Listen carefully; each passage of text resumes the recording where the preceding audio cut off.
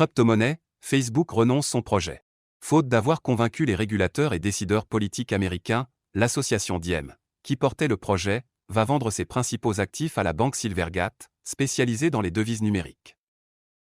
Conscient des préoccupations des régulateurs face à une devise gérée par une société privée, le groupe américain avait alors décidé d'en confier la gestion à une entité indépendante, basée à Genève, Suisse, et initialement appelée Libra. Cette initiative était en bonne voie mais, il était devenu évident au cours de nos discussions avec les autorités américaines que le projet ne pouvait pas avancer davantage, a justifié le directeur général de l'association, Stuart Levey, dans un communiqué lundi. Diem va donc vendre ses droits de propriété intellectuelle et d'autres actifs à la société pour 182 millions de dollars à la banque Silvergate Capital Corporation, spécialisée dans les devises numériques. À l'origine, Facebook avait imaginé un nouveau mode de paiement permettant d'acheter des biens ou d'envoyer de l'argent aussi facilement et rapidement qu'un message instantané.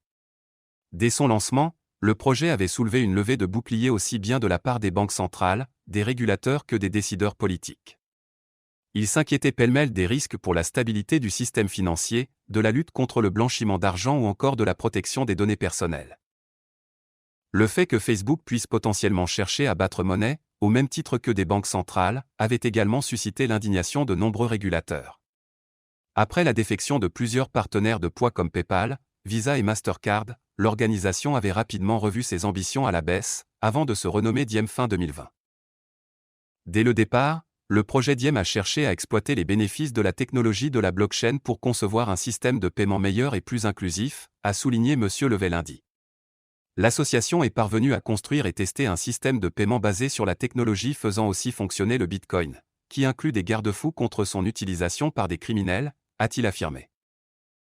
Parallèlement, nous avons activement recherché les commentaires des gouvernements et des régulateurs du monde entier, et le projet a considérablement évolué et s'est amélioré en conséquence, a relevé le responsable. Silvergate a précisé dans un communiqué séparé qu'elle allait payer 50 millions de dollars en espèces et reverser environ 1,2 million de nouvelles actions à Diem pour un montant total équivalent à 182 millions de dollars. Silvergate, qui prévoit de la lancer dans le courant de l'année, s'engage à continuer à favoriser la communauté des développeurs travaillant open source, qui soutient la technologie, a affirmé son directeur général, Alan Lane.